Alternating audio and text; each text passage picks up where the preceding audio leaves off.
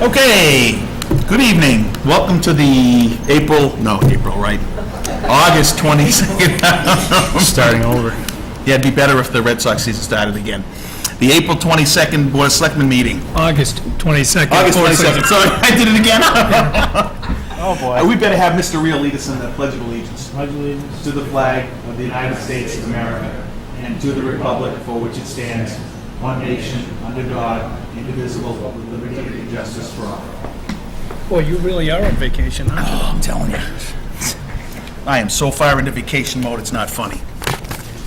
All right, any citizen petitions and statements? All right, seeing the help. Nice to see you, Mr. Peterson.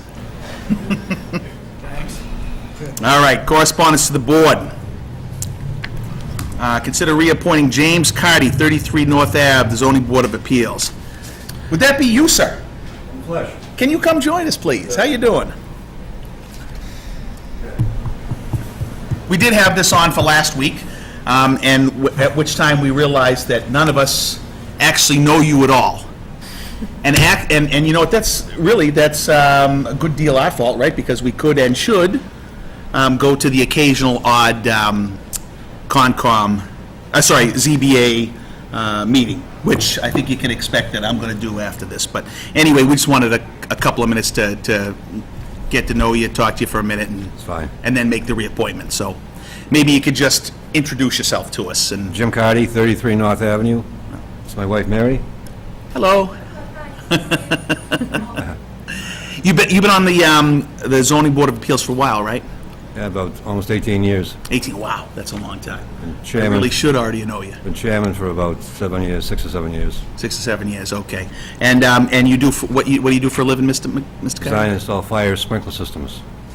Okay, great. Gentlemen, you get some questions? Sure. Yeah. I think we've met before, but I guess maybe one question would be, what is your philosophy when you make a decision on the board? You know, what are you looking for in terms of allowing that appeal? One word, fairness. Okay. And fairness means what exactly to you? To either side. Yeah. So basically, I would presume that would mean everybody gets treated exactly the same. And Yes. yeah, exactly. Okay. Mr. Nothing? I am none. Okay. How long? So 18 years is a long time. Are you planning to continue to serve indefinitely, or do you have a particular thought process on? And why do you do it? Why you've done it for so long? Why do you do it? I originally was only going to come on for about a year. Don't they always tell us that, right? Only an hour a week, too, right? And it just seemed to have snowballed from there. Yeah. So it's something you enjoy. Sometimes it's a hot seat at times. So, you know, Yeah. sometimes it's not pleasant. But for the most part, it's been rewarding for me Yeah. What makes it rewarding? to help people out. I believe that the real reason for the ZBA is to allow people who normally wouldn't be allowed to do something to do it. And it's not our position to be an adversary to everybody that comes in. It's just the opposite. It's to try and help them Yeah, find a way if it's. if it's feasible. Yeah. Okay, good. All right, anything else? Nope. Mr. Burke? So I move to reappoint James Carty to the Zoning Board of Appeals for a term to expire June 30th, 2019, effective July 1st, 2016, and I so move. Second? Okay, any other discussion? All those in favor? Aye. I'm sorry? Aye. Okay, unanimous. Thank you very much. Thanks. Appreciate you coming in. Thank you. for coming in. Okay, so now we want to meet with the building committee. So I suppose, why don't you come up? Join us up here. Come. Come, don't be afraid. Where is everybody else? That's great. I don't know. So, Is this the police building committee? Yes. Yeah. Should we, okay, so do we assume that they're just running late and maybe we should? no, actually, I spoke with with Moritz today, who had another commitment. Unfortunately, he couldn't make it. Also, Joe Cronin and Mike Amandalea both were unaware of the meeting. So Okay. I'm not sure why they were unaware of it, but Tell them to check the their information that was- town emails. I'm not sure what the situation is. So we can start, obviously, tonight by talking with this dedicated group of folks, and in my opinion, and then I don't even think, I believe Joe Cronin and Mike Amandalea both haven't been sworn in yet either. Moritz, who's the seventh? Tim McCarty? Tim McCarty. Okay, and- Yeah, I have no idea about Tim, so I don't know. He acknowledged, he's aware of the meeting. He's tied up with something. Okay. Well, can you text him on the side to see if you can get him to come up, and we'll just get started? Yeah. Okay. Would you like to begin, Mr.?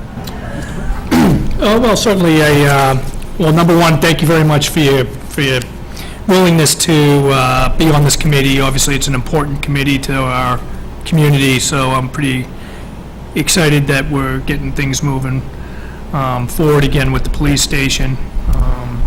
Certainly, as you guys know, it's well overdue, and certainly want to get some motivation back around this project. My goal was to, obviously, the board, and it was requested by the board that we attend your first meeting. Actually, to be honest with you, I thought we would be attending your meeting, not you attending ours. But it ended up on the agenda tonight, so thank you for coming in. Have you established your first meeting time, or? We have not. We have not. No. Okay. So I think, obviously, we want to start getting this thing rolling, in my opinion. So we do have to put some formality towards getting the committee moving. I can help facilitate that and, set up a first meeting and get everybody into a room and, obviously. Well, I was just thinking that same thing, where there's no chairman yet, because they haven't had a meeting yet. It might be easier for us to coordinate their first meeting. They could then have their own elections, and they can pick it up from there. Well, yeah, in all due respect, I thought that's what we had talked about a few weeks ago in our last meeting. Right. And then it ended up getting put on tonight's agenda. So, really what my expectation of the first meeting would be is for you guys to get organized, set normal scheduled meetings, really identify the goals and objectives of the project. There's a lot to talk about when it comes to the project. There's a lot of catching up from where the Friends of the Mendon Police left off to where you guys need to take the baton and kind of run with it. We want you to look at this project as a whole, not just look at it as kind of a singular element. Really, if you see something that, this is a brand-new committee, let me just say it that way. Although the Friends of Mendon Police have done a ton of work, Mr. Peterson was very involved with that project. He knows it very well. So in myself, which I plan on attending all your meetings, we'll be able to get the committee up to speed right away. But it's the committee that has to determine what the best interest of the community is going forward and picking up from where we left off. And you could change the plan, if you wanted to. So given where we're at, obviously, Mr. Burke, you've had the opportunity to talk to all seven persons on this board and talk them through kind of your vision, strategy, discussions that we've had publicly and et cetera, and all that kind of stuff. The idea here was, and I'm not sure how we went sideways on the logistics of it, but the idea here was to simply give the group an opportunity to be heard directly by all three selectmen and understand, number one, that irrespective of the vote we took relative to the financing, that has no impact on the how serious we are about it and how certain we are we can get it done still, even with, and we want to get into that a little more detail, right? We also wanted to talk through about, to get that feeling that of the commitment to all three. Number three, to discuss not limiting our thought process of what should be to what has been, right? So in other words, we've got a shell over there, maybe the right way to go is somewhere else, I don't know. So But it doesn't seem like it's the best thing to do to have those kind of meaty discussions with only part of the group, Right. right? So why don't we go ahead and just do it the way you wanted to do it? Let's go ahead and have, between you and Kimberly, get the first meeting set up. We can have that discussion in front of the whole team, and then, and have the back and forth, and then they can do their, have their elections for chairman, et cetera, and go from there. Yep, I mean, that's perfectly fine with me. Is that That's okay what I with you was guys? hoping for, so. Yes. One thing that would help is make sure you come in with what's in and out of scope. Like you said, Mr. Schofield, what has been done doesn't necessarily mean you have to continue from what has been done. Make sure that's clear. Right. And, because that'll definitely impact the timeline of the Sure. project. And make it clear what your expected timeline is, if there is one, so that we know what our bounds are. Because continuing from what has already begun is one thing. Starting with a fresh greenfield approach, as if we're building a new station somewhere else, is something completely different. Understood, and it would be, and again, we'll discuss this with the entire group when we have that meeting, but it would be our expectation that you open your mind to whatever possibilities make sense. I mean, just as a number one example, if we are not to have a dispatch center and decide to potentially move that maybe to somewhere else, then we need less of a police station. And maybe that impacts where it goes. So in my mind, I want everything on the table, and not to have anything that's the best thing for Mendon be constrained by what was done in the past. Agreed. It may well be, but it may not be. Agreed, but Wynn may not be privy to all that information as well, so, That's the point of the discussion. okay. So we can talk about that at our first meeting. That's right, and I would fully expect that our new acting chief, Kersey, would be there. We'd be able to have those discussions and get a little more detail about what we may or may not need. Okay? Yeah, thank you.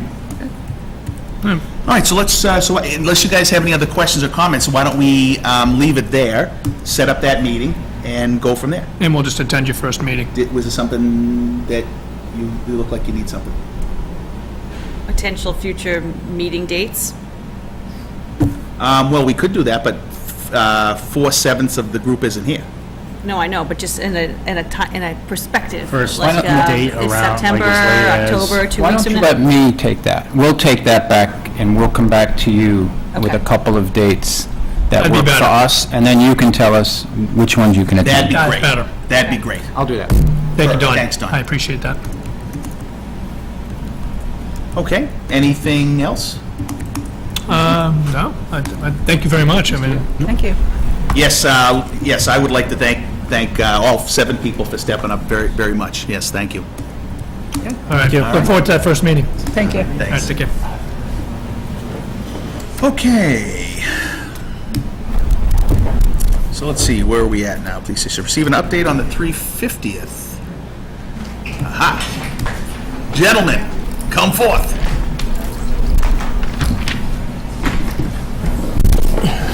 I see buttons in Mr. Rudden's hand.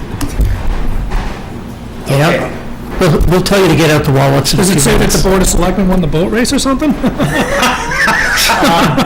Was the printing in the crier not enough for you, Mr. Bergman? There was a letter from the boat crews and last Friday's town crier publicly acknowledging the Selectmen's victory over the seniors. Well, thank you. I have not read it yet, but I look forward to reading the article. As part of our side deal, you would have had to do the same had we wiped the ground the way we were wiped. All right. Thank you, Mr. Rudden, thank you. All right, gentlemen, so tell us, 350th, how we doing? First, just co-chair John Dudley apologizes due to a personal matter, is not here, but Dan and I will go ahead. Dan? Sorry, Equal Secretary. So the first thing is we'd like to request permission to use some town property for parking for various events. So I think I emailed a list, which should be correct, I can read it. We're looking for, 3 North Ave, which is the property opposite Clough School. We'd like permission to use that on September 10th for overflow parking for the Ham and Bean Supper. On August 19th, 2017 is parking for the block party, and is September 24th, 2017 for the parade. Do we have a list of this in the book? No. I can Did you send it to us in an I email? had emailed it like a month ago. Yeah, because it does sound familiar. I thought we had it. It's We'll not- send it again. Okay. All right, but you, So we don't even have a motion. yeah, yet when tonight. is the first event that you need to use town property? September 10th. September 10th. Okay, so tell us about that one. So that's the ham and bean supper. That's at Clough School. I'm 90% certain we're not going to need it, but just to be careful, if we need the parking, we'd like to have the option. Across the street in the field. Yeah, okay. Same as they do for the concerts. So we can make a motion. So let's for make that it, one. yeah, that helped. And the next one after that is when? The next one after that is 17. November 11th, 2016. And tell us about that one. So that one, so that was North Ave. We're also looking for permission to use the 36 Milford Street property, which I think is the one across from the end zone. And we've got a few events for that. So November 24th, 16 is the Turkey Trot. It's Thanksgiving morning. November 11th, 16 is going to be a trivia night at the end zone. March 10th, 2017 is St. Patty's Day at the end zone. Trivia, is that going to be Mendon Trivia? Yes, Celebrate Mendon Trivia Night. Oh, I can't wait. It's run by the library. The library is doing it. And then June 14. September 24th for the parade. And those ones, because 60, I know there's concerns, there will be a detail for those. Okay, I so know let's do that's this. come You want to try to peel off the two September ones? And- Well, there's only one real one that we have to do right now. The next one after September 10th is not till November 24th, so we'd be happy to send this as a formal memo to you, if it was done, and as long as we know the September 10th is good. Yeah, so let's cover that one off, because I think that one's easy enough. All right, so I make a motion to allow the 350th Committee to utilize the 3 North Ave property as overflow parking on September 10th for the Ham and Beans. 2016, yes. 2016. believe it's 5 to 8. 5 to 8 p.m. Like, you know, So, 4 to 10. How did you state it? Which property? The 3 North Ave. Second.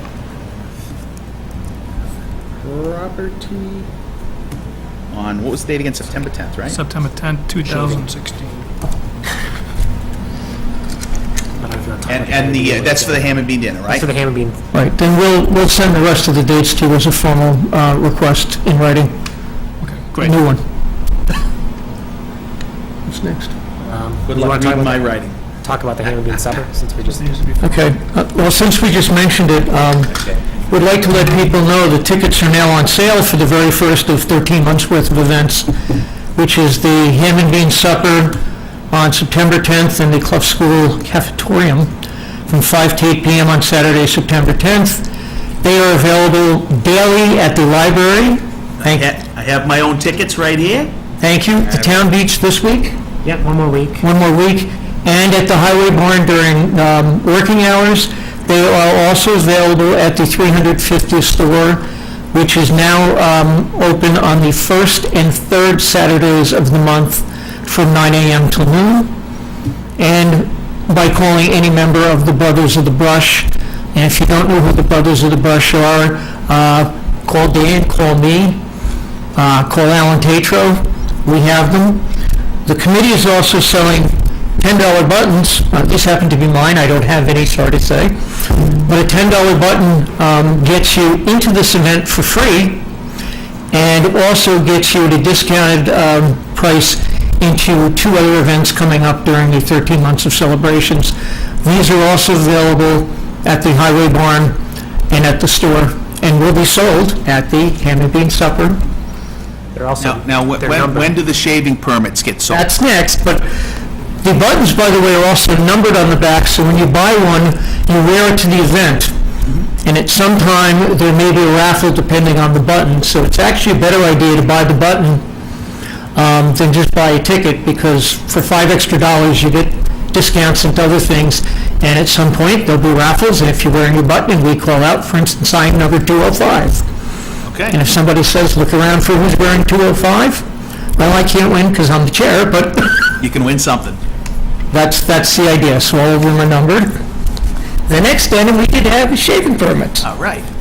Now, listen, now, you don't have to just be a brother to have to pay. Oh, that's exactly why we're here. Okay, good.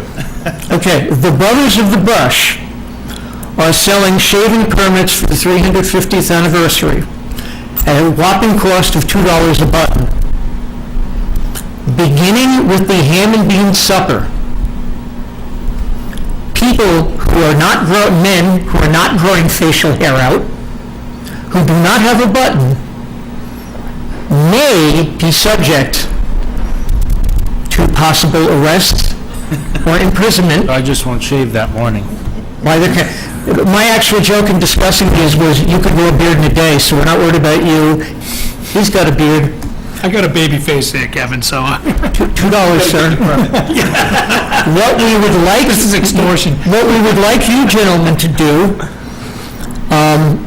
is, and I don't know how to word this, so I'll leave it to your discretion, the only male town employees who can't grow beards are the police department. We've checked with Mr. Kersey, with Chief Kersey. Chief Kersey has offered to buy each officer a button anyway. But we would like you to strongly suggest that any male town employee or board or committee member, whether elected or appointed, beginning with the September 10th date of the ham and bean supper, should either have a button or be subject to possible scrutiny, whether it's a ticket. For those who remember the 300th or the 325th, there was a jail out in Little Island out there. There may be stocks, or you may get a ticket warning. I know you can't require it, but we would like you to suggest that for the male employees, that, $2 is not a lot, that perhaps they consider growing facial hair or having a button. And the proceeds go to... All the proceeds go to fund the 350th events. $2 is not a lot of money. Well, if I might be subject to arrest, I'm sure that I'm going to wake up some morning, my wife will have shaved me and hid my permit. I will tell you, I was in the dunk tank at the 325th despite having quite a bushy mustache and a shaving permit. Oh, it's a lot of good fun. Well, hey, one question on that, though. Have we put something on the website that talks about where this shaving thing come from, and how about the burial of the shaving kit and stuff over here and all It that? will be. We have Something on it? No, that we need to, I don't think that we've done specifically about the shading permits yet. Yeah, because it'll be a lot easier to pick up the fun about. We have yet to dig up the razor that was buried in the 325th, although we have a pretty good idea where it is. Yeah. And then we will rebury another one. But the name of the Brothers of the Brush goes back to beards. Most brothers, from what we found looking at the internet, we're the only active brothers that we know of right now in the country, based on Googling. Most of them disappear immediately after an anniversary is over. Yeah. Where from 300 on, the brothers have stayed active as a men's charity group in town and have raised thousands of dollars for local people, events, etc. Both Dan and I joined, and our co-chair is the current president, John Dudley, and this is their direct fundraiser for the event, as one of them. As you know, several events are actually brothers events, several are the committee and the brothers, where all the proceeds go in. And I did want to update you, I ran into Representative Fernandez today in Milford. And first I want to thank Kim Newman here for immediately when I notified her that she had to send a letter out about the $25,000 earmark, did so immediately. And Kim, I'm going to tell you, you're not going to hear anything until at least October from the state. What John told me is, do not count on that money, and here's the sequence. No earmarks are going to be released until the August state revenue numbers are known, which is around September 20th. The governor then has the option of saying, sorry, I'm impounding it under a 9C cut. Yeah. The next money then is the third week of October, November. He said it could well be January, February. The committee and all its subcommittees and the brothers already know we cannot count on that money until if and when it's actually in the town's hands. So we have stopped counting on it for coming because the governor has the power under the way that override worked, where the legislature approved it, the governor vetoed it, the legislature overrode his veto. The governor and his finance department have the sole power and discretion as to when to release it or not release it. And they could only say you're only getting $5,000 of it now.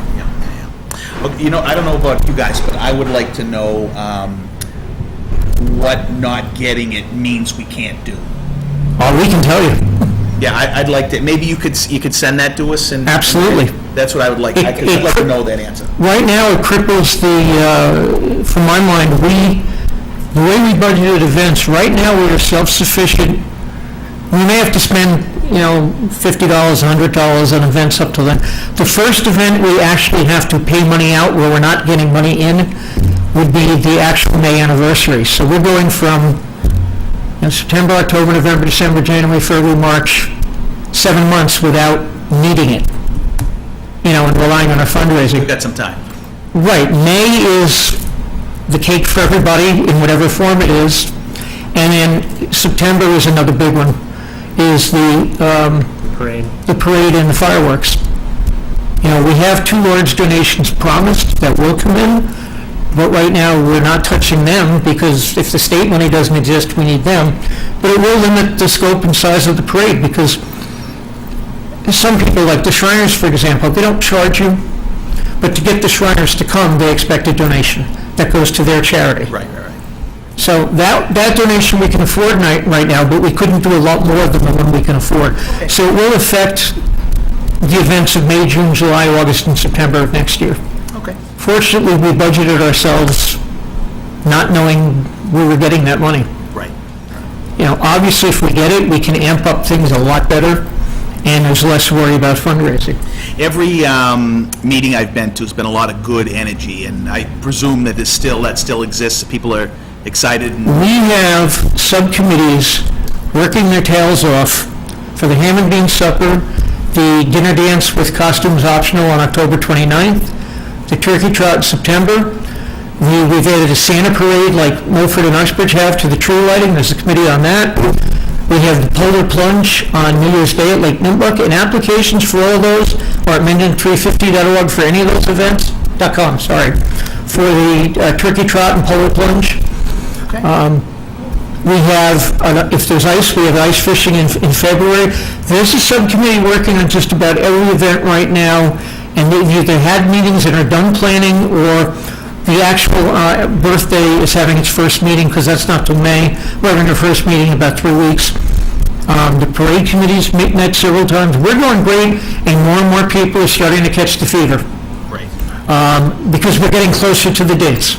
Well, just a request. Okay. So, one request that I have is that the winner of the boat race, their boat goes on a float in the annual parade. That's a good idea. When's the parade? September, and we're hoping the theme of the next year's boat race will be something Mendon related.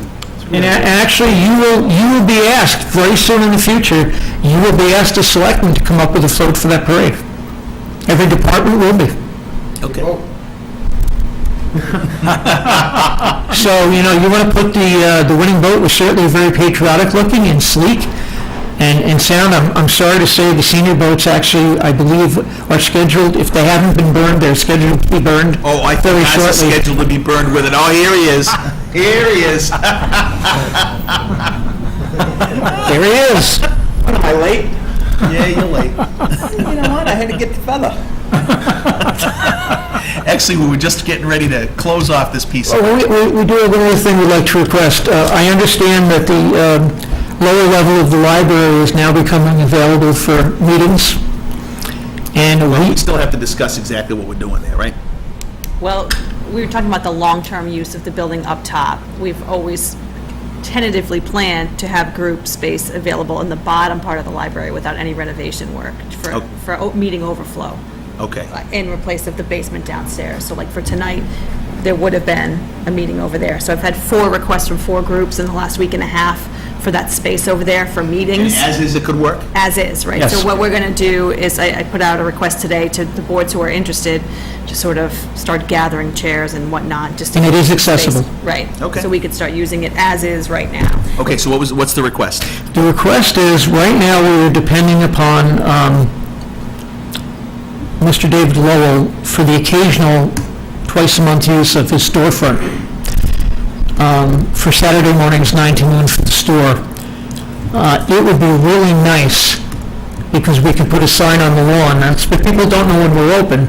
We're putting on Facebook and in the town crier and putting it out.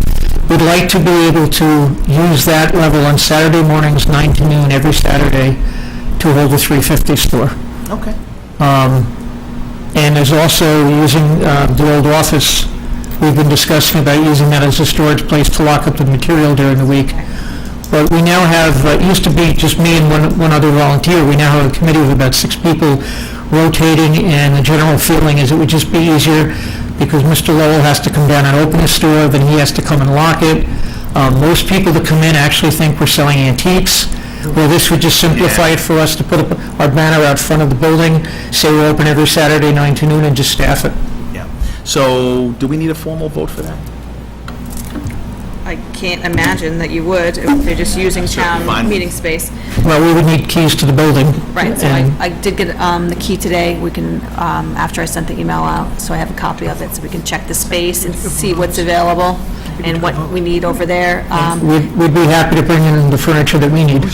Andrew also says that there are still 2 tables up top upstairs that we could bring downstairs if someone wants to do that. We'll help get them And down. then you can, obviously, we'll take from here for now and use what we have. We really have a folding table that we could just leave in there the whole time in our merchandise. I mean, I'd like to see, We'll help you set it up for meetings, but for the store, and Is it generally clean? Does it need, I don't know, I haven't been over there at all. We already did. But I do think it probably needs an Yeah. actual meeting table and space, and so I'm going to get some Absolutely. prices from the same person that we used for the basement, used Yeah. furniture downstairs, and maybe get. and we appreciate, Kim, your idea of using Andrew's old office, because right now, we have the stuff locked in 4 different people's houses and one other building in town. It would be nice to centralize it. Right, because if there's different groups using it on different nights, at Right. least you can lock up. So I think we could safely say that, that we could leave this to, the logistics of this to our administrator. I On think it. that's fine. Thank you. We, by the way, since all of you have bought items from the 350 store, I'd just like to voice appreciation for that from both the committee and the Brothers of the Brush for supporting us. There will be more items going on sale as we go through the year, and rest assured, we'll hit you up. I bought one of the hats, right, the ball caps? Yep. And I wore it on my way to South Africa. It went with me all last week down in South Africa, and I mistakenly left it in the lab on the plane, and I had to go running back to reclaim the thing, but I got it. Damn it, I wasn't going to leave it. We are temporarily out of hats right now, but we will have all the merchandise refreshed for the September 10th ham and bean supper. We have stuff, hats we're out of, we have mugs, and also, by the way, give a shout out to the 3 banks in town, have been selling the mugs, keychains, and women's bracelets since January, and doing a great job. Okay, so we do need to move on. Thank you very much for all of your effort and energy and enthusiasm. It's awesome. I have to say, I have fallen down on my little bit. I'm supposed to do the 350th booklet, but I will still get that done, and I think I'm going to need some stuff from you. I have a contact to send to you too about that. Yeah, so I'll get with you afterward, okay? But we made the motion on using 3 North for 10 September, but we did not vote. So, all those in favor? Aye. Just All right. if any of you at the table would like to buy a shaving permit, Oh, I want one. Mr. Burke, $2. Yeah, Get change for 100? No, but I know where you live. I'll get you next time so we can move on. Thank you very much, guys. Appreciate it. Thank you. Mr. Tatro, you look like you lost a fight to a turkey.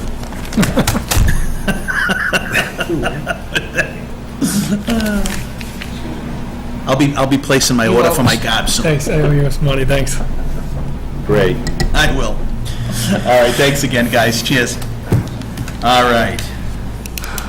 Okay, next steps on possible new Taft Orchard RFP. Now, is there anybody else here to discuss that, or is this going to be us? Brandon is here.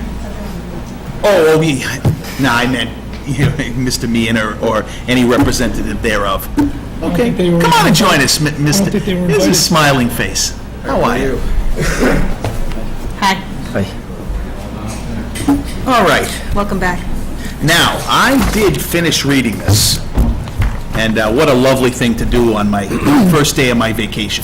So in your packets, you have the 2 RFPs. You have the one that was presented by Meehan's group, and you have the one that has been prepared by town council for your review. I have not read that Yes. second one. I am not anticipating that you would have read it, as Brandon was away on vacation, and we've only had it for 24 hours. Okay, So, yep. my goal would be to have you provide some direction upon which way you're moving forward. Are we considering this as something that's coming up in the fall and we should be actively pursuing? Well, the first thing I notice is the extraordinarily longer length of Mr. Moss's volley. Very thorough. I would have expected nothing less. I blame the state for some of the All right, forms. so I'm not sure how this conversation should go then. And if we haven't had a chance to read this, I mean, I certainly have read Mr. Meehan's in detail. So what, given this, what conversation did you expect us to have on this? Well, I've had Brandon review, you also have reviewed the RFP that was submitted before Brian Meehan, and Brandon has some issues with the sale of the property itself. We were talking a little bit about the issue surrounding the conservation restriction that's on the property and some of the steps that would have to be taken in order to even engage in this process, some of the logistics of moving forward. Okay, so I get that. So I think if we're to have a profitable discussion, and I'd be particularly interested in your input here, Mr. Burke, because I know you've had conversations with Mr. Meehan, but he did indeed go to the trouble of creating something. Whether we use it or not, that's fine, but I would like to know the detail of what we did or did not like or find useful in here, and I want to make sure we're clear, message-wise, back to him, where we're going with this and why, if we do go with a completely different thing, I presume that some amount of what's in here is good and gets transferred into the bigger document. I'm not sure what you think, Mr. Yeah, excuse me. I think the way that I look at it, Mr. Chairman, is Mr. Meehan did provide us with an RFP, a proposal for an RFP for the use or potential use of the land down on North Street. I guess my expectation would be that we would have reviewed this, make comments to it, but obviously we have to prepare our own RFP. It wasn't a matter of us just taking this and adopting it. It was a matter of us using this as a template. Absolutely. And then preparing our own RFP. So what I really think a good formal process would be, in my opinion, is that, that we identify our comments on Mr. Meehan's RFP and forward those to our council and have him do a compare to what his RFP is. God bless you. And see if he can adopt some of our comments that we've made into this RFP, into Mr. Meehan's RFP, into his own RFP, and then review one RFP. I think what I hear, what I heard us saying, Mr. Chairman, is that we're all in agreement that we'd like to see something happen on that land. It's been sitting for a long time, and I think what we need to do is, I think we need to come up with an agreement as a board on really what do we want to see down on that property. Do we really want to see development down on that property? We do have to take a look at the conservation restrictions. We do have to take a look at, things that have been done in the past. Obviously, it happened well prior to this board being together. So really, understanding all the moving components of what's in place right now and what we'd like to see in the future down there, I think is a good first step, and then providing an RFP. Because if we don't know what we want to do down there, this RFP doesn't mean anything. If we haven't agreed that we want to see a significant development, which was Mr. Meehan's proposal, if we don't agree to that, then we need to identify that first. Yeah, what are the business goals? So I think the business goals are to identify, number one, to identify what we'd like to do on that property. Number two, once we've identified that, to establish a good formal RFP. Number three, to identify the timelines of where we'd like to see something happen down there. And number four, identify the logistics of what needs to happen with the town. So, Would you agree? yeah, no, I do, I agree with everything you just said. One thing that's throwing me off here a little bit is, Kimberly, did we have a discussion where we said, please create another RFP? We talked about having the town create an RFP because of the Meehans and moving forward on the project. So Brandon was already reviewing the RFP. That was the direction from the last time we had the discussion, to have council look at the RFP. Yes, but why did we end up with, I don't recall us saying, please, let's create our own RFP. That would be the logical step. The town would provide their own RFP. Okay, but We have an idea. that's not what I asked you, what the logical step would be. The question I'm asking you is, who directed Mr. Moss to create this RFP? I had directed him, as he was reviewing the other one, to identify just as Chris had said, he went through the original RFP, pulled out the things that were relevant, and then incorporated them into an RFP document for the town based upon the other RFP, while he was doing it at the same time. Okay, all right. To avoid reinventing the wheel, I tried to pull as much as I could that could be saved or preserved from... From here. Yes. From there, yes. Yeah. All right, now I want to be crystal clear, right? So I'm not asking these questions because I have a particular affinity to Mr. Meehan's version of the RFP. Only whether or not Mr. Moss has wasted any time getting to this point without more business direction from this board. See, that's, you understand what I'm saying to you? Correct. I think this was hopping a step. Well, I can tell you, I did read through part of it today, and from what I got from it was that it doesn't limit anyone from submitting any sort of... What does it, this one? Right, correct. The one that Mr. Moss provided does not limit what type of business or what type of project is going to be on the property, and it allows the board to decide we're not doing anything, or we can pick the project. So It Mr. doesn't Moss, limit people from proposing things. what was your business objective assumption of this board in your creation of this RFP? My assumption was to explore proposals for potentially developing land that the town has and not making it too arduous in terms of considering what could be done with it through an RFP. Okay, how would that be any different to the RFP we already released? I don't think it was substantively much different. I think it was just form. A lot of it is, streamlining some of the content, the instructions, and the documents that would go with it, like the disclosure forms, or just some of the required forms. Okay. I'm Okay. sorry, the one that we already released? Yeah, yeah, because, look, so if we just back up for the benefit of Mr. Moss and anybody that may be listening to us, any residents listening to us at home, if we talk about just the treetops bit of the story, it really goes like this.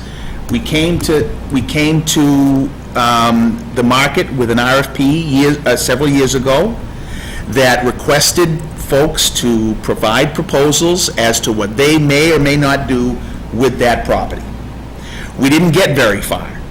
And the reason we didn't get very far, at least in part, was the set of restrictions that exist on that property, that exist in the form of conservation restrictions, that exist in the form of zoning, that exist in the form of what the original purchase intent of the different pieces were, right?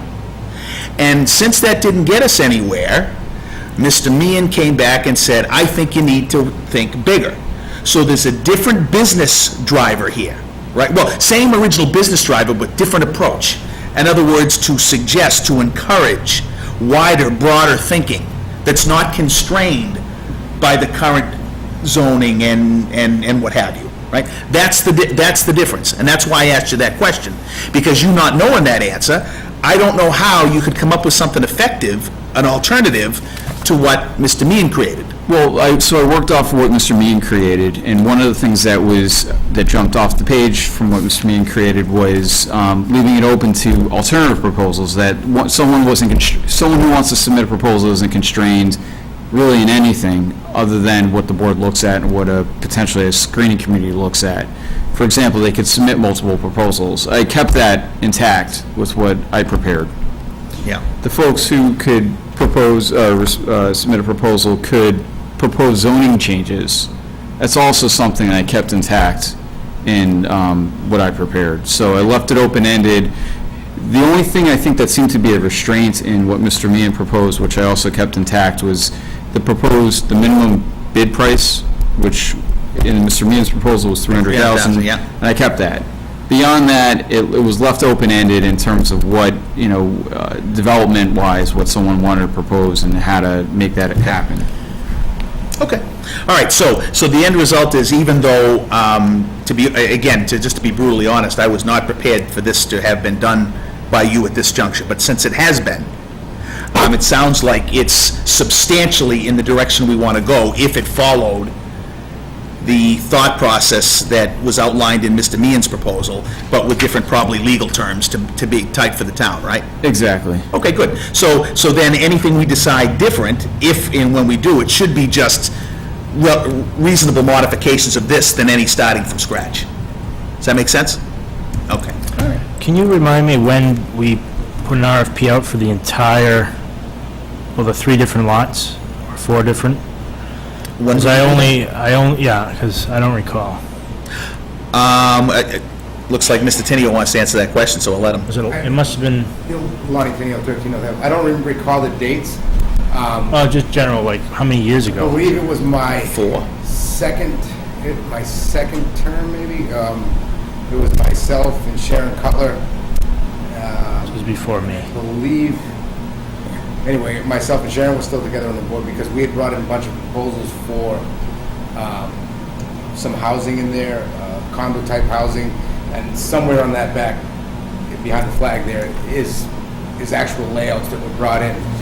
That was the initial one that went out, and I don't even believe we got one back. A bunch of people pulled it, but it was definitely very restrictive on the use. It was specific to what we were looking to do down there. And I think that affordable housing was a pretty key word during that time frame. So that became, there was a bunch to do about affordable housing.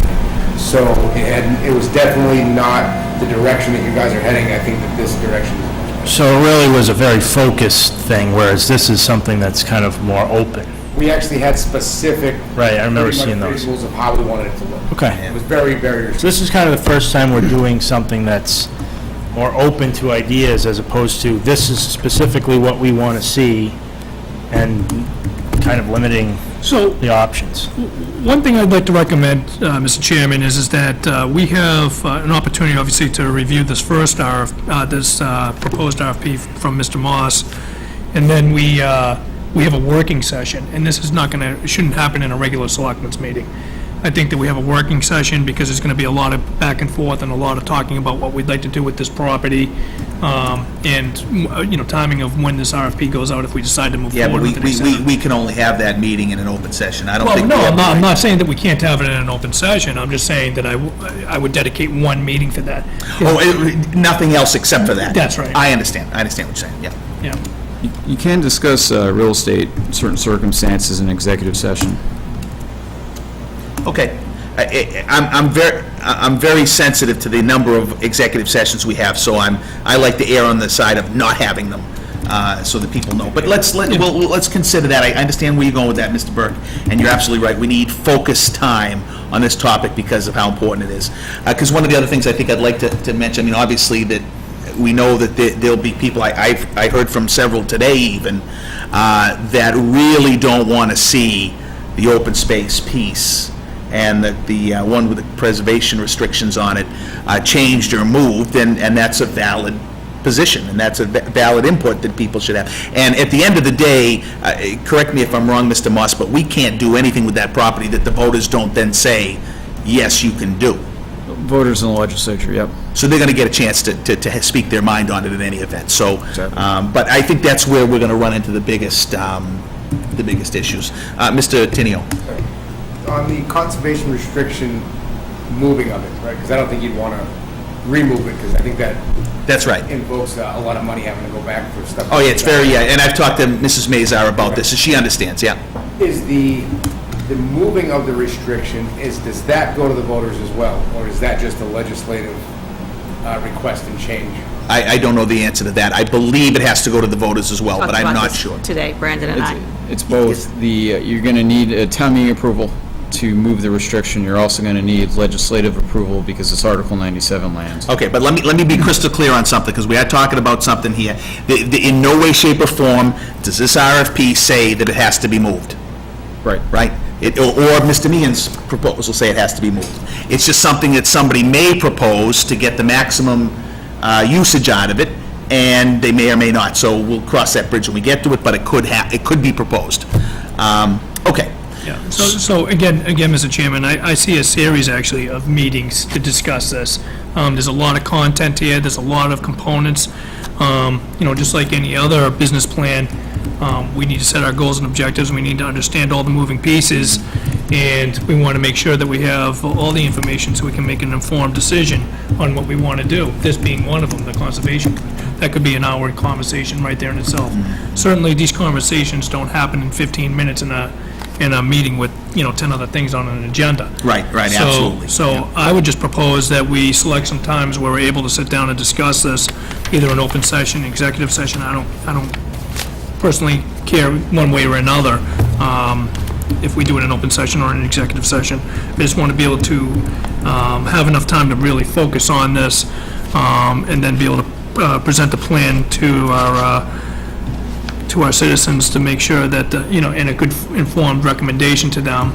That way, when we're asking them to, if we decided to take some of that open space, at least we've had an opportunity to vet that through and explain our recommendation to them at that point. So, do you understand where I'm going? Yeah, 100%. So I think in order to make that effective, we would have to commit to, we have this in electronic word form, right?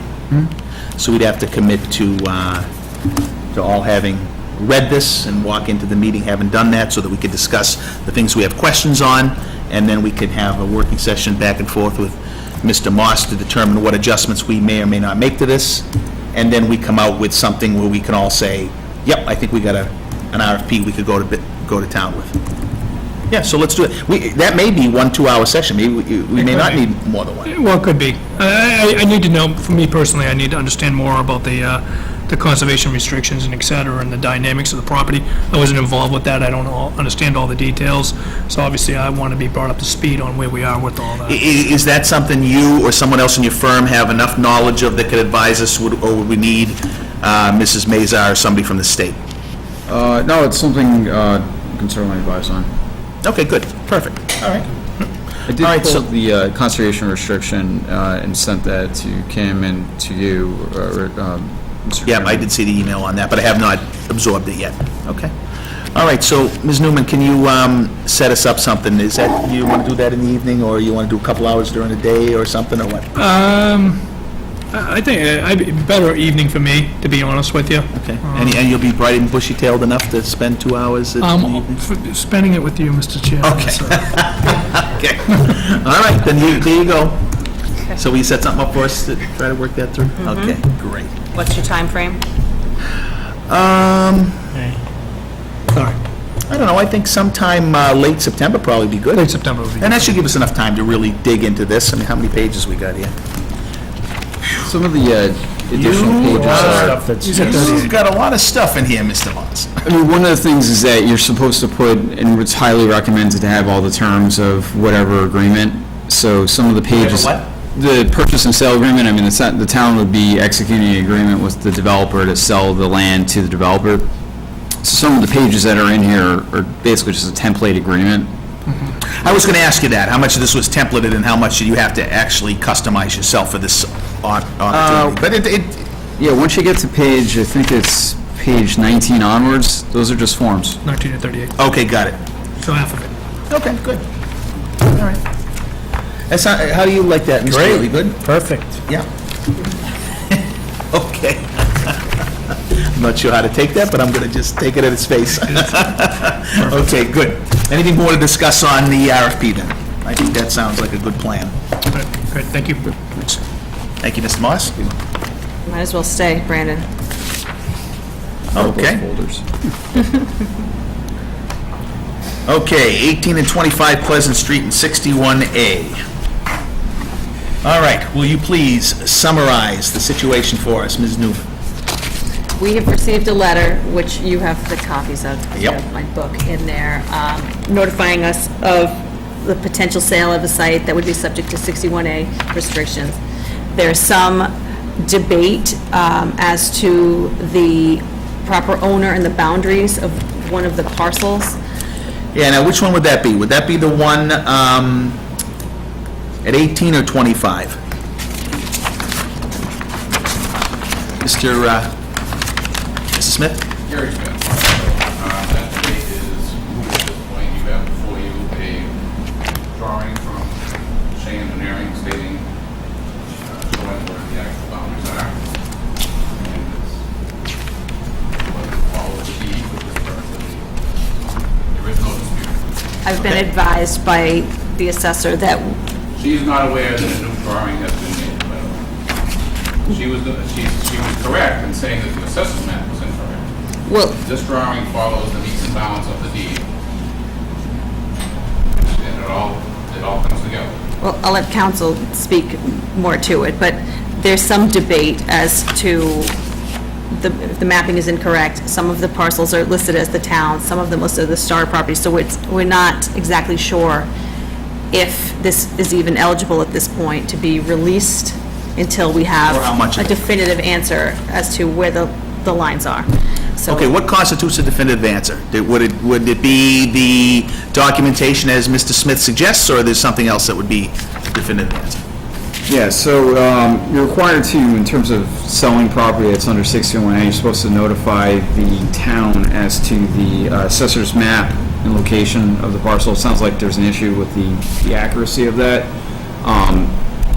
That said, it didn't seem, from reading the letter and also reading the plan, it didn't seem clear what's being sold, which may be a problem. You can't sell property you don't have. But it's not clear what exactly is owned by the seller. Okay, so I understand that, right? The question I'm asking you is, if there is a new Shea Engineering drawing that identifies the 14 allegedly disputed acres as belonging to the, is it Starrett family? Yep.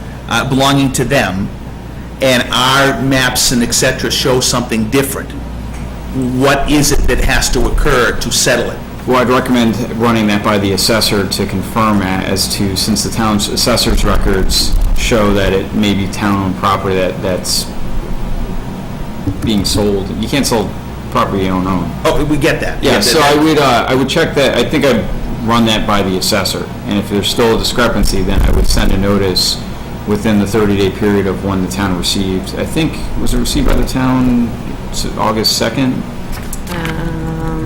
July 30th. Was received by the town July, okay, actually, it looks like I have a note, so August 29th is the deadline for the town to notify. Say again? August 29th. Right. Is the deadline for us to say we're in or out of this, of the auction? No, so August 29th is the deadline to say that the notice is defective. The notice would be defective if it doesn't properly identify. And how do you get to that point? Oh, okay, so they can redo. Yep. The town has 120 days from the date that the notice was provided to the town A correct notice. to exercise the option. Okay, but this gives them an opportunity to notify the town a new time and get a new 180 or 100 and whatever days going, right? That's what you're saying? Time's of the essence to do that, yes. Okay, Mr. Smith. Oh, I'm sorry. I really find this preposterous. To legally sell this property, everything, the deed is legitimate. The drawing you have follows the metes and bounds of the deed. You don't have to do anything else to clear title on the property. The title company has to verify that, granted, but that obviously will have to happen. It's absurd to challenge a deed and a drawing where the metes and bounds that follow that deed all come together. If there was a gap where two metes and bounds didn't close, then you got an issue. And that's not the case. When the town bought the land in back of that disputed parcel, extensive engineering was done to allow that to happen, which cleared the title on this property. Mr. Moss? My view would be to check with the assessor to make sure that the plan, The if, assessor is not qualified to follow the metes and bounds on the deed. That's an engineer's job. It has been done, at her request, mind you. And you have it in front of you. my note post-receiving this map last week from the assessor is that it's not a stamped certified engineer's plan of land, therefore cannot be utilized by this office to determine location. Did you follow that? I don't know that it has to be stamped and certified. According to the assessor, it does. Is that part of the requirement of 61A? filing, I didn't see that. I saw only that a plan has to be submitted. I doubt that that's a 61A requirement. That's probably an assessor's boundary requirement or something. Yeah, usually you want the plan stamped so you know it's good, that whoever's looked at is qualified to have created the plan. It's not just, me or someone who's not qualified to prepare the plan. Okay, so I don't see any harm in to resolve this. Mr. Smith, on your end, have the engineer stamp and provide it in the form and format it's supposed to be to the assessor. In the meantime, we'll check with the assessor and see if we're satisfied that fixes the issue. If it doesn't fix the issue, well, then I understand your point, and we'll have to have a further conversation. But maybe to end it there. And also respond. We entertain a hypothetical here, Certainly. given that the plan comes to fruition. Is the town meeting was buying this on? I don't care either way, I just need to kind of know, because Oh, I I'd say can... there's interest, for sure. have you seen this property?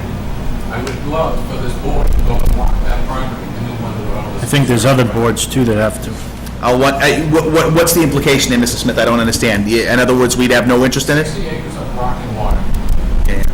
Well, I can tell you that in general, my opinion is I'm sick and tired of buying land, so I just would not be likely to support it anyway. I know there's been discussion around doing a similar process that we did with the Pearson Farm, where the town facilitated a sale to another agricultural user, so that we could have open space as well as agriculture and not really end up paying for much. Mr. Smith? There's a reason why this was a pig farm for 50 years. It's all that it's good for. So if you want a pig farm, fine. I think it also connects trails that are existing, so there's more that needs to be done. With all due respect, Mr. Smith, you wouldn't be as worked up about it if that's all it was good for. So obviously it's good for something else. Lee, I am here at my seller's request to try to accelerate this process. If the town It's gonna wants to take a buy it, while. She doesn't care. I get paid either way. I don't care. So, rather than wait the 120 days, she would like to know if the town is serious about this or not. If it is, fine. I believe that there's one other issue, though maybe it was resolved, and this is the issue about the condition being placed upon the purchase and sale agreement, which I don't believe is eligible under 61A.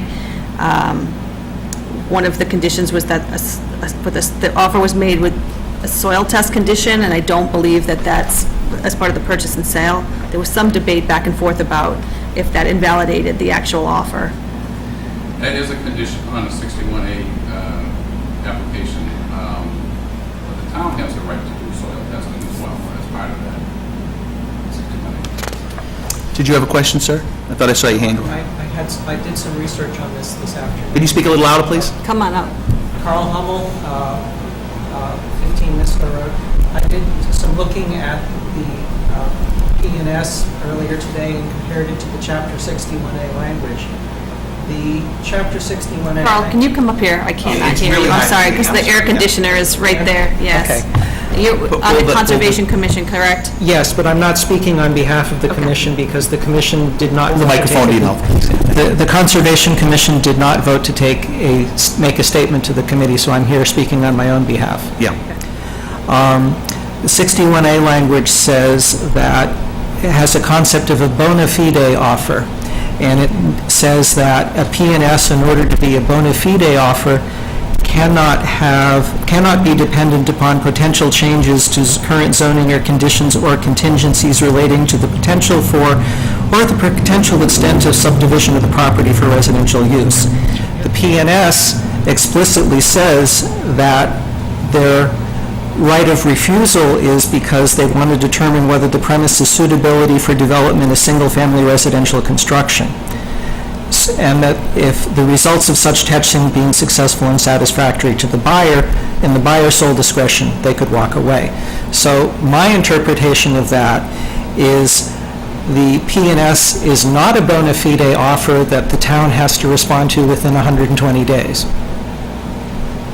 Okay, so can we have any more plates spinning on this deal? Okay, totally understand what you're saying. Thank you very much for that. I appreciate that. But I think before we go anywhere else, we gotta stop some plates or ignore some spinning plates. The first thing we gotta do is establish, is to resolve this conflict as to whether or not this property is accurately judged to be his or ours, or whatever piece of it is. Correct. Okay? So I understand what you're saying, Mr. Smith. In the meantime, if you could just get the drawings stamped and the form and format that they need to be for the assessor, we'll have the conversation with the assessor that you recommend that we have. The issue of whether or not the offer is a bona fide offer, that has to be resolved within 30 days. That has to be resolved. I could have sworn I said we're going to ignore that spinning plate. Okay. Okay. All right. Well, I don't want to ignore that. I want to know what happens if it's not responded to in 30 days. Okay, fine. Go ahead, repeat that again, please. Okay, so under the statute, the first deadline is a 30-day deadline. That's the August 29th deadline. If there's a defect in the notice, whether it be because it's not a bona fide offer or because it doesn't accurately describe the property that's being sold, the board has till August 29th to notify the seller that the offer's defective. Okay, with the assumption in this particular case that the thing that makes it defective is the inaccuracy of the deed somehow. It could be either, though. It could be the offer, That could or be the what? deed. It Okay, could but either this- be that the offer's not what's called a bona fide offer. Okay, but I see, okay, fine, per the comments that, yes, I got you. So it could be either, or it could be both, or it could be neither. But the board has till August 29th to notify the seller about that. Okay, If well, we- we're in short time then, it's a week. Mr. Smith? 25 years I've been selling land and quite a bit of it to the town of Mendon, dealing with 61 issues. I have a hard time imagining that there have not been similar conditions on other parcels sold bought by the town. And nobody buys large parcels of land without soil. Okay, I'm not sure, somehow I'm missing the impact of that statement. Which means a P&S that's brought before you on a 61A property is going to have that condition on it. I'm just stating that the town has done this before. They have to have it. Okay, yep.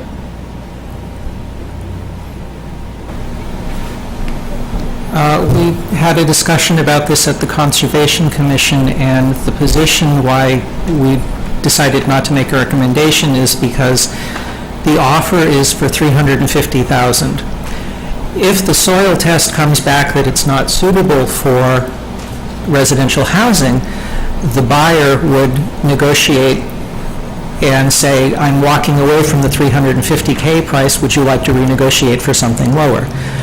We did not know whether the town has that same ability or whether the town is locked into paying $350K because we decided to exercise the offer. Okay. Mr. Smith? A number of clarification, the proposed sale price is $375. Plus there's over $100,000 worth of cleanup on the property. Okay, so Mr. Moss, I'm a little confused. Could you just repeat and summarize?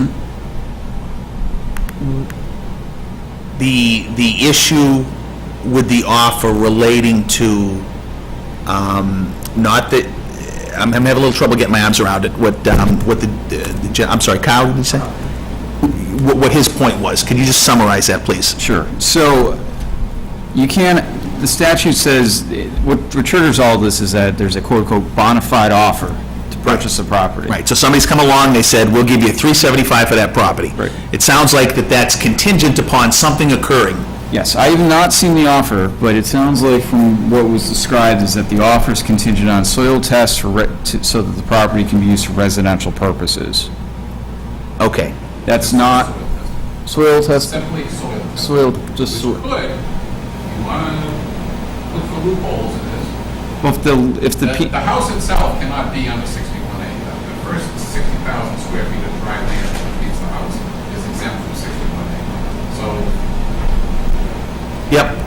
So if there's language tying the soil testing to some specific type of use in the purchase of the property, then that's not a bona fide offer. So it would be incumbent on the town to say, this is not a bona fide offer under the statute by August 29th, which then prevents the property from being sold. It also prevents the town from having to exercise an option because it doesn't... Okay, got it. So would that be true of any, forget this particular contingency, is it true of any contingency placed on a sale? No, it depends on what the contingency is. If it's a contingency that deals with the potential for residential use, or contingency that depends on zoning or certain types of conditions, or developing the property for industrial or commercial use, if it's tied to something, then it would be, it would be an issue. If it's not tied to anything, for example, some contingencies are just deposits, just a deposit of money. That's not tied to anything specific. That type of contingency is not a problem under the statute. Okay, so this contingency, though, that's been specifically referenced, I'll be right back with you, Mrs. Smith. It sounds like it, yes. I haven't seen the PNS, but So based upon what you heard, you'd be concerned that would impact the offer? yes. Okay, fine. Mrs. Smith? To Carl's point earlier, again, we have to see this property. But it's only land for 25 years, and I have never seen a property like this. With ledge that couldn't fit this building on. I mean, this building wouldn't cover it. I mean, it's amazing.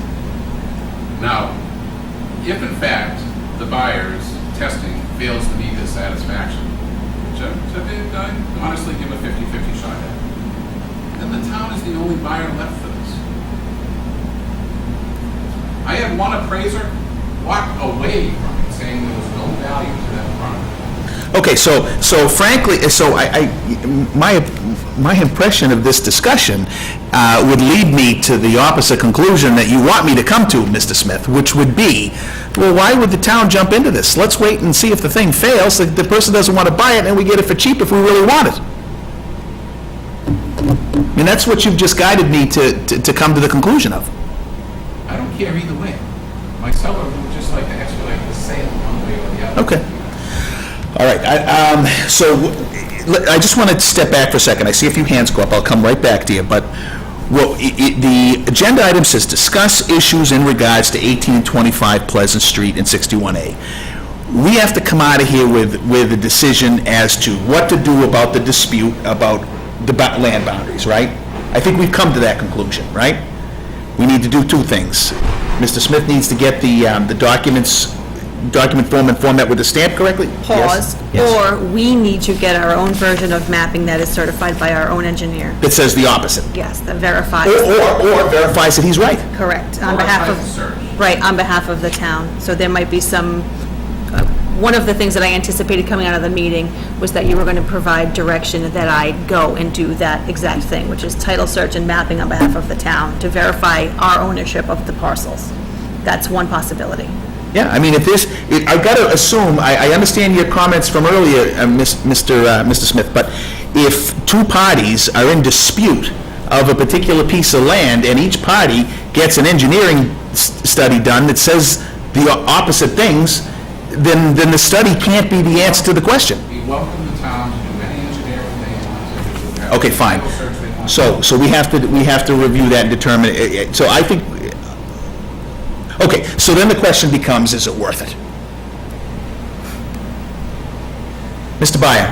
So I think that, unless I'm misunderstanding, I think part of the thing is, at this meeting, this is your opportunity. If you don't reject the purchase and sales being effective, it's in force, and we now have to decide. We've started the 120-day process. Yep, that's right, that's what we say. We have till the 29th to come to that Right, decision, so- according to what I heard. So if you don't vote on it tonight, you have a very short window to vote if you decide to make that decision. That's right. But we have to notify that we think that the offer is invalid Yes. by the 29th. That's the first step. Yeah, That's the Right. first step. exactly. And we don't know, well, okay, so we got two things that are at issue here. And it sounds like the first issue needs more research, right? And title search and deeds, whatever. And the second one, you say you've got to read the PNS to determine whether or not we have an issue on the other piece. Exactly. So we don't have enough information to decide definitively. We're stuck meeting again before the 29th. Unless the, No, No, no. because We just- go ahead. You can just authorize us to issue the letter that says that we believe that the offer is invalid, so we're within that window of time. And then we can then proceed on the next steps, which are If we figuring don't out these meet, the details. people that are believing that are you two and not us. Well, I think I would defer to Brandon to tell me if it's valid. And I'm okay with that too, if that's a decision we made, but we have to make that But decision. no, that gives us 120 days to vet this through, right? Correct? No. We get 120 days after we receive a bona fide offer, Right. okay? We don't, the 20 days don't even start ticking if we say we don't have, how did you call it? How did you refer to it? Well, actually, you're already within the 120 days. The 30 days is a carve-out of the 120 days. So we've already, Yes, but the whole timing starts all over again if we say we got an arid, If there's an issue with the, if it's insufficient, then there is no 120 days. They'd have to send you a new offer. yep, That's what I'm trying to buy. okay, so And then you have an open window at that point to, I am comfortable with these two deciding whether or not it's a bona fide offer, yep. okay, based upon those two items. Okay, are we good with that, Fine with me? Mr. Burt? yeah, I guess I'm fine with Otherwise, we that. meet again. No, that's fine, I'm just, maybe it's my confusion because I don't have a lot of experience in 61A, and I apologize. So I'm trying to digest a lot of Oh, information yeah. pretty quickly. They're just going to say, is it an actual offer or is it not? Because we would have to do it by Monday. So I think that Brandon and Kim can, That's fine. I don't have any problem meeting again, but if we meet again and town council says it's not, based upon what he's read, it's not a I'm valid offer. comfortable with those two doing it. I mean, I'm fine with that piece of it. I think we're already there. Yep. We're there. What do you mean you're there? I don't believe that it's a bona fide offer because of the issues with the mapping and the purchase and sale. Okay, I believe Brandon is there too. okay, Mr. Smith? I will concede to them, to save you a lot of trouble, that by the strict letter of chapter 61A, that it's not a bona fide offer because it goes to contingencies. Okay, That's not an issue. okay, What I would request you to, okay, will you act on behalf of the town regarding this land as selectmen, that you go and look at it? oh, I have no problem, and I will do that, yeah. Let me know whenever you want to do it, I will. Individually. Yes, exactly, okay. All right, that's, no problem, I think we can, As to the veracity of the plan, there's no reason on earth why the town shouldn't be able to accept a title search. If you want to do one, fine. If you don't want to do one, we'll get one. okay. Con? Thank you. I don't like standing in the way of people buying and selling property, so I feel that the best way to resolve this issue is for somebody to pay for a soil test, whether it be the buyer, the seller, the town, some combination of the three getting together. Once that happens, then the contingency is removed. The buyer and the seller either stick with the $375 price, or the two of them go off and come up with a lower rate before asking the town to start a 120-day clock. Correct. Yes. Right. Yeah, 1,000%. That's all Mr. Smith, sounds that's- well and good, except if you were gonna, if you spend a lot of money on soil testing, if you didn't think you were gonna be able to buy the property, given you were satisfied with the results of your expense. Well, clearly, if there's it's a contingency, somebody's got to do it. I mean, I think, Only is gonna do it if the town decides to step aside. okay, okay. So what I hear you saying is that nobody wants to pay to get the soil testing done that would be required to determine whether it's worth $375 to the one that wants to buy it, unless the town says we're out. Well, it says specifically in the statute, Mass General Law regarding 61A, that the town can perform soil testing if they wish to. Okay, well, you know my opinion. I don't want to buy it, Determine much the less value. do. should we have to do that, though? Right. The seller, I mean, in order to have a price, a fair market value, you'd need to know what the value of the property is. It seems to me that the seller would be responsible for the soil testing, so they would know what to market the property at, not us as the potential third buyer in Yeah, this absolutely. arrangement. Absolutely, yeah. Mr. Smith? Like I said, I had two appraisals out there. One walked away from the property saying there was no value, that was on the low end, obviously. We had a hard time finding one that could appraise this property, and that lady came in at, I believe it was $335. Given that it was developed. Knowing until you test. Right. I gotta tell you, I have no interest in buying it. Yeah, Well, I think that's short-sighted. I think you need to let the committees that are interested do their homework and determine if there is a use for the town, and if we can get away with... Every committee was Look, invited to... All right, look at well, that we haven't property. met it as a group yet. Land Use Committee hasn't met. Everybody Yeah, was invited to go look at that property with plenty of notice. Dan was one of 3 people that showed up. Yeah.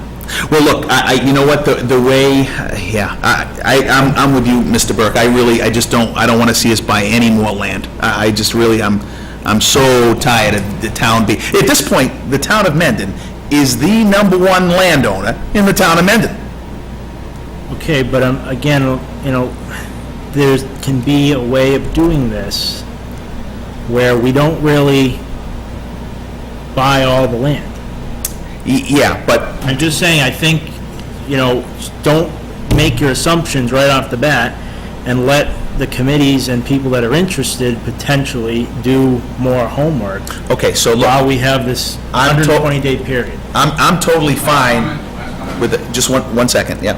I am totally fine with committees and other folks who might be motivated to want to save it, to do the work to try to convince us that we should save it, we should buy it, but I'm just, I mean, again, like I said, I'm just so sick and tired of buying land for, and it's just, it's out of control myself. But anyway, Mr. Smith? Last comment. To Mark's point, those people need to go look at this property and see if it's gonna suit their needs. They have not Yeah, I think done that's so. right. If they have gone on the property illegally without my knowledge. You, as selectmen, can't just arbitrarily say you don't have any interest in buying it until you at least go look at it. Sure we can, I just said it. Of course I can. You should look at it. And technically, as of 3 minutes ago, there's nothing for you to even decide, because we've admitted that it's not a bona fide offer, so there's nothing Correct. for us to do at this Correct. point, until there's something before us again. So if these boards and committees want to look at it, something needs to trigger this to happen again in the correct format, otherwise we're just, I think that's true. we will send a letter. All right, so let's do, I think that's Tomorrow. where we're at, right? Yes. You agree with that, Mark, right? That's fine. Yeah.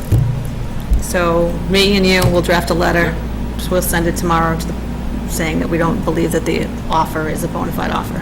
Okay. If you want to direct me to do that. Yes, Mrs. Smith, you can definitely expect that I'll do that. I definitely will. Yeah. Anytime. Okay, thank you. Ms. Socks? Cannot hear you. From the other side of the... You're gonna have to come up, cannot hear you.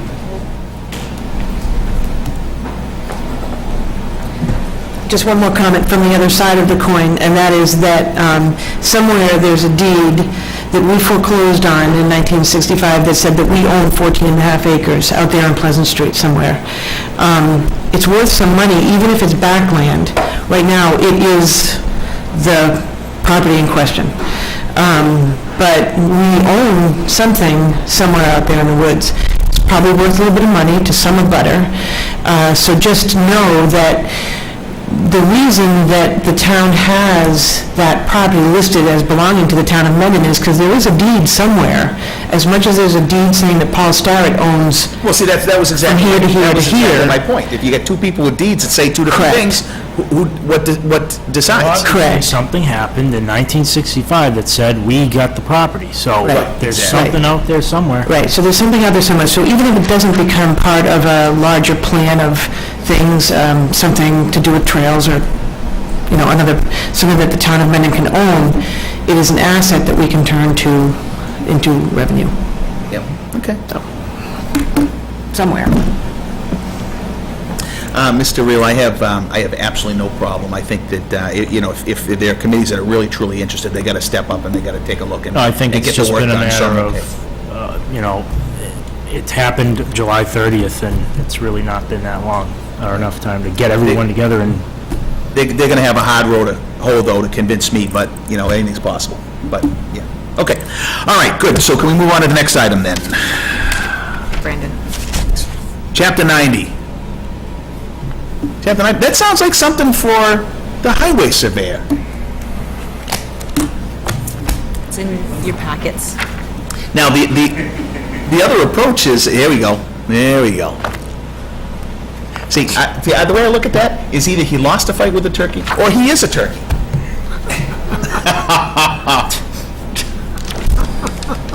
All right, so Talk to us, Mr. Tatro. Alan Tatro, 28 Asylum Street.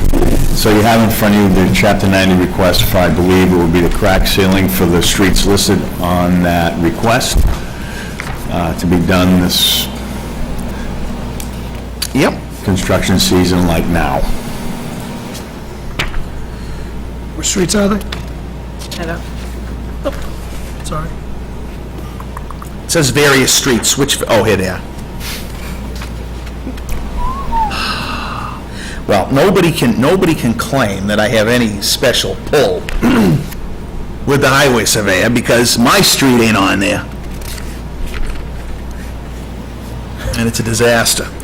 I notice your street's not on there either. Correct. Just one quick question now. Weston Circle's not on there either. Yet. If we do this, what does this do on our complete streets? Is this, what was that? Nothing to do with it. Nothing at all? It doesn't help us improve at all? No, but I would presume, though, it's consistent with the approach identified in our road study that we Yes. discussed and we had the presentation on. Correct. Yeah. It's going to try to preserve what we have for a little longer. Right, which is why our bad I'm sorry, streets aren't getting... I'm having a tough time with the hat, too. Taking them seriously when you just go like this. This was the lesser of the two costumes that I was going to wear. Where are the pants? I got them on. Oh, you got shorts on. Okay, I'm sorry. I have to have something that's me. All right. The front page says project type resurfacing. And then the last page says proposed work construction. Is that right? Yeah. Didn't know if that It's just a corresponded. format, the forms come in, they're preloaded forms, that's Got a calculator handy? what you have to fill out. What we do, that's the same forms we use for everything, Mark, you just change what you're doing. 5 by 60.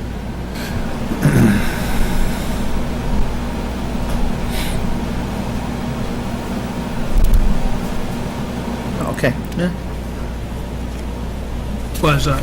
Because because he's, basically what he's put here, 8.35 miles, that's 14% of our total streetage, right? We get 60 mileage.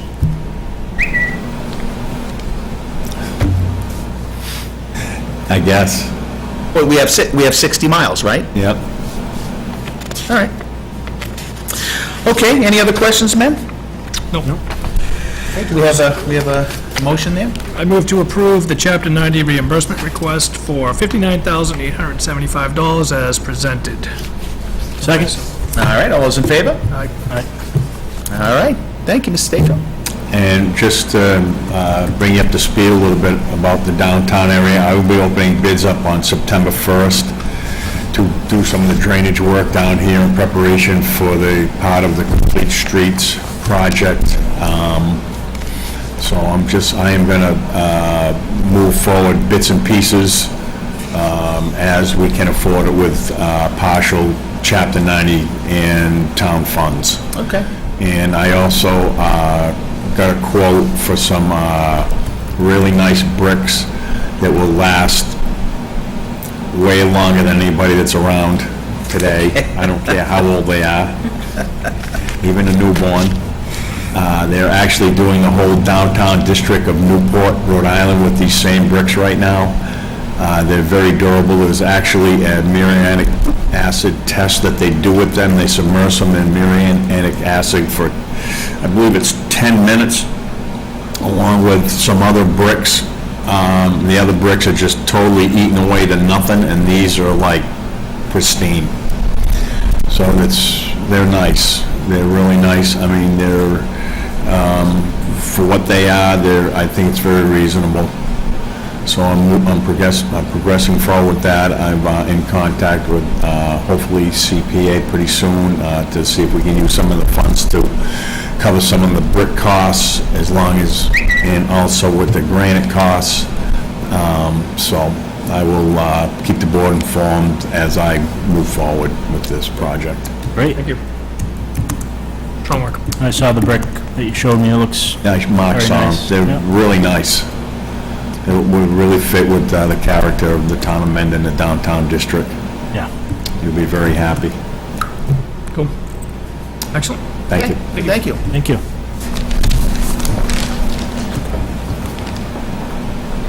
All right.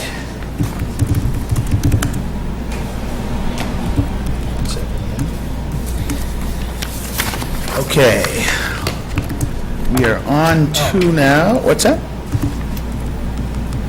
We're on to the town administrator's update. I hope it's an update, not a down date. Okay, I have Talk to us. a number of things. I'll work backwards. Many of you may have seen, I've scheduled a meeting date on September 20th at 6 PM for an open meeting law training session that's going to be given by the Attorney General's office here, the town of Nice. Mendon. I have invited all of the boards and commissions to attend and asked for at least one member of each of those groups to be in attendance, but it is also open to the public and to all of, it's a regional meeting, so it's not just for the town of Mendon, it's for all of our neighbors as well. So that is on your calendars, so. So I would like to see us request RSVPs for that and confirm long in advance, we've got at least one member from each, and if we fail to get one from each, then I will personally lobby. Okay, I have sent calendar invites to every member of our boards and commissions through their Mendon MA email addresses, and we have actually received probably 20 RSVPs already, so that's great news, and so we will have a full list. So it looks good. Yes. Okay. Looking good. We have 4 recruitments happening, so I will update on each one of those. We'll start with the executive assistant to the town administrator and the board of selectmen. I've received 104 applications for the position. It closed on Friday. I've started screening through them. There are a number of highly qualified candidates in that group. My plan is to cut that down to 10 and begin interviews the following week. So that is moving forward with anticipated hiring date projection for October 1st. If everything goes as planned, that would be the best case scenario. Still another month and a half. It is. How's that, how you feeling about lasting that long? I'll be feeling a lot better when the kids are back in school next week. That'll be easier for you? Okay, all right. But it's going okay. It's hard to fill Diane's shoes, there's no question. Oh, there's just too much work to do. There's a lot of work to do, and as you know, the warrant is open and closes in a week and a half, so we'll be preparing that for STM for November, so that's going to be another thing. Yeah, it's really got to be a priority, right? Because we're going to run out of time. Correct. So, the zoning enforcement position was also advertised at the same time and in the same manner. We've received a dozen applications for that position, so I will review those this week as well. I'm sorry, which one? Zoning enforcer. We have a vacancy downstairs in the treasurer collector's office for a clerk position. It was posted internally for 2 weeks. We did not receive any candidates internally, so I will be advertising this week for that position. It's a part-time position. I think we said 12 hours. Okay. And then 4th, I've been getting estimates on what it would cost to do a police chief, fire chief, executive recruitment package or an organizational assessment of the departments. The prices at this point range anywhere from $5,000 to $15,000 for the search and the recruitment and the study, depending on which thing we want to choose. Yeah. I'm going to be, in anticipation of needing funding for that search, I will be looking to place an article on the November STM for the funding for that, whichever you will decide. Okay. I will be able to give you further details about which level of each thing. Why such a wide swing? Because, depending on the nature of what it is we're going to be recruiting for. They're all different. We can have a full-on, you can have a full search done like you did for the town administrator position in the same way, which costs, I think, about $12,000 to $15,000 when you did that. that's right. Full national search, and remember, this is 2 positions that are included, so really that's a pretty decent estimate for the 2. If we did something smaller, based upon sort of using internal managerial staff and sort of get an idea of what we were looking for and could target it down. We could take a lot of the footwork and we could do it ourselves and really cut the scope down. And then sort of, I mean, I do a lot of recruiting anyway. So All right, I'm not worried so- about the logistics. So correct me if I'm wrong, I thought we were looking for some advice and consulting on the way we should manage a search, not to get quotes on a search itself. Right, organizational assessment, that's part of that. I've contacted 2 firms who do all of these things and asked them to provide me with lists of potential prices for each of the different types of studies or services they could provide. Okay, that's fine, but the primary thing we asked for was a quote on consulting to us the right approach and not a search itself. So please make sure that's broken out separately. It is, it will be. Okay. Just, I need the pricing in order to move forward with the article, so we have a sense of what it's gonna come fast, this STM, and And we may not. we're gonna have to make a decide put move, it on there. so. Right, exactly. yeah. And, I mean, it's already gonna be September, in November, the STM is the 22nd, that's at the end of the month. I mean, now you're talking December, January, this needs to stay in motion. Yeah, And I believe that's it for now. okay. Cool. All right, I don't believe we have any emergency topics not reasonably anticipated, right? We've had enough topics. Yeah, I think that's it, okay. All right, so, so we need to move into executive session. So, we need the motion. I don't think I got a motion here. You do? Yep. Okay, you have, I don't seem to have it, though. Thank you, sir. Do I have to make it? Probably. Okay, I move to enter an executive session for purpose 2 of executive session, MGL Chapter 30, Section 21A2, to conduct strategy session in preparation for contract negotiations with the Highway Union, and purpose 3 for executive session, MGL 30A, Section 21A3, to discuss strategy with respect to litigation with Duncan and Loretta Stewart, 31 Hartford Ave East, with respect to potential litigation, and purpose 7 for executive session, MGL 30A, Section 21A, to comply with or act under the authority of exemptions B and D to public records law. A roll call vote is needed. We'll reconvene only to adjourn. Second? Okay, all those in favor? Okay. Real eye. Schofield?